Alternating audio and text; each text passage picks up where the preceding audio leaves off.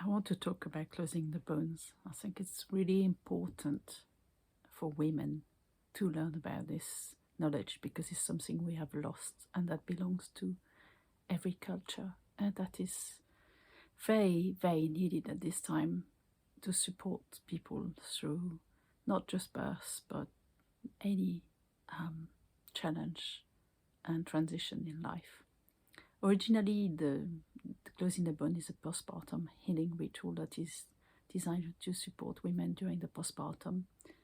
It is done using scarves, typically used to rock the body, and then an extensive massage of the abdomen and chest. Sometimes, depending on the culture, on the whole body, and sometimes, depending on the culture, there is also a steam bath involved. And then after the massage ritual has been done, the scarves are used to tighten 7 points across the body, from the head to the hips to the legs and feet, and the shoulders, across, basically going down from the whole body. And what this ritual does, it supports people in coming back to themselves. It supports a sense of safety in the body. Our bodies exist in two states, which is either fight or flight and rest and relaxation. And I'm sure it won't come as a surprise that there are a lot of people feeling anxious and stressed especially since the last 3 years. And we live in a culture that tends to only treat the head. When you've got trauma, stress, when you've got depression, when you've got anxiety, our culture tends to talk to the head like if it was cut off from the body. And somatic massage, because trauma is held in the body as well as the head, somatic massage is a way to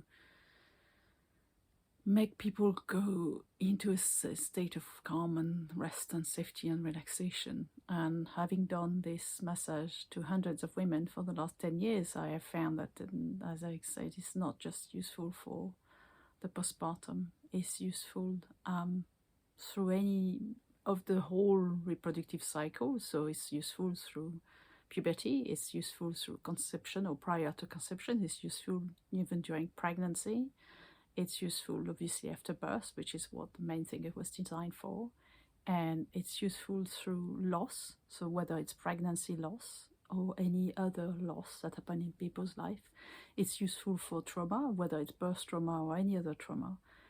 It's useful for shock. So, for instance, I have given closing the bone treatment to a friend who had been into a car crash. She wasn't harmed physically, but she was in a state of shock. I have given this treatment to people who are having cancer. I've been giving this treatment to people whose family member has died.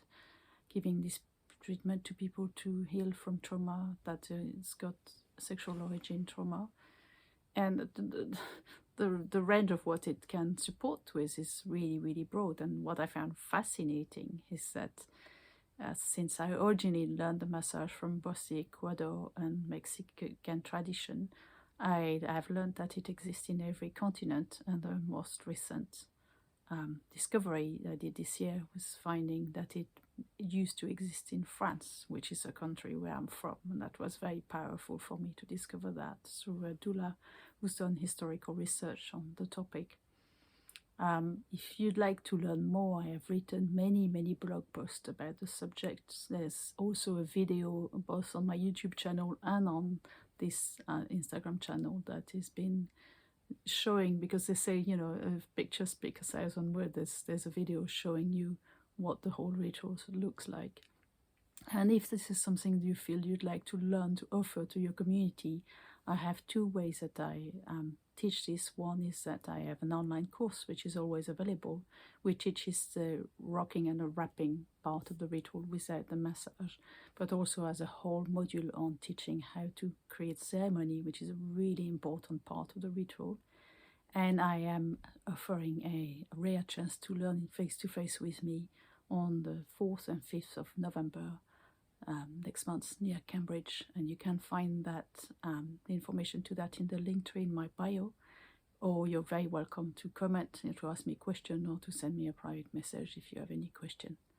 Thank you, and I hope that I've made a case to convince you that it is something that is really needed in our world today.